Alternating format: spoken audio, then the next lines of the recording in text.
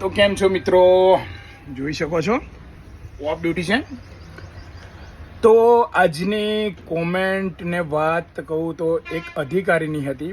જો મિત્રો એમને મને સંદેશો મોકલવાનું કીધું છે એટલે આ વિડીયો હું બનાવું છું અને એમના માધ્યમથી જ કે હરિભાઈ તમે જે કામ કરી રહ્યા છો ખૂબ જ સારું એવું કામ કરી રહ્યા છો, પણ મેં મારા સમયમાં કર્યું હોત તો આજે કંઈક ઓર હોત. તો આજે એ દર્દથી પીડાય છે મિત્રો, એમને શરીરની અંદર જીવડા પડી ગયા છે.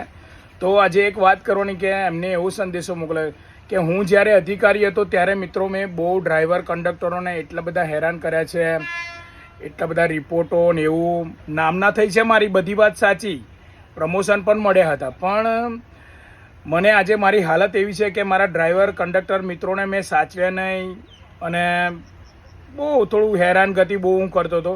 એ મને અત્યારે ખાટલામાં પડે રિલાઇઝ થાય છે અને અત્યારે હું જોઉં ને તો મિત્રો બહુ જ તકલીફથી હું ઘેરાયેલો છું.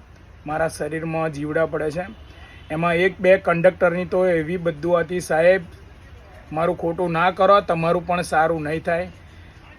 અત્યારે મારા પૈસા, મારા રૂપિયા જેટલા પણ આવ્યા હતા એ પણ વપરાઈ ગયા છે અને હાલ કોઈ મારા ખાટલાએ આવવા પણ તૈયાર નથી, એવી મારી હાલત છે. તો હરિભાઈ આ મેસેજને તમે ફોરવર્ડ કરજો અને તમામ અધિકારીઓ જોવે, વિચારે અને પગલાં લે. બરાબર છે? જીવન નાનકડું છે, એને જીવી જાણો. બરાબર છે? તો કોઈને હેરાન ના કરો. આટલો મારો સંદેશ હરિભાઈ પહોંચાડો. તો હરિભાઈએ સંદેશો પહોંચાડ્યો છે અધિકારીનો. એમનું નામ એવું કશું મારે કહેવું નથી, પણ જો એનાથી એમને આશીર્વાદ મળતા હોય આ મેસેજથી કે ભાઈ જે મેં કર્યું ભૂલ થઈ ગઈ, મને માફ કરજો. બરાબર છે? અને એનાથી પણ એમના જીવને થોડો સંતોષ મળે તો સારું છે. કેમ કે અત્યારે એવું થઈ ગયું છે ને મિત્રો કે એમના શરીરને મિત્રો કીડા ખાઈ રહ્યા છે. તો જે પીડા થઈ રહી છે તો એમને અત્યારે અહેસાસ થાય છે. બરાબર છે? તો આવી એક નાનકડો મેસેજ હતો, તો હરિભાઈએ ફોરવર્ડ કર્યો છે.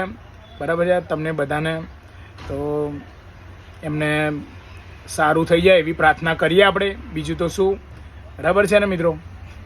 ચલો, જય માતાજી.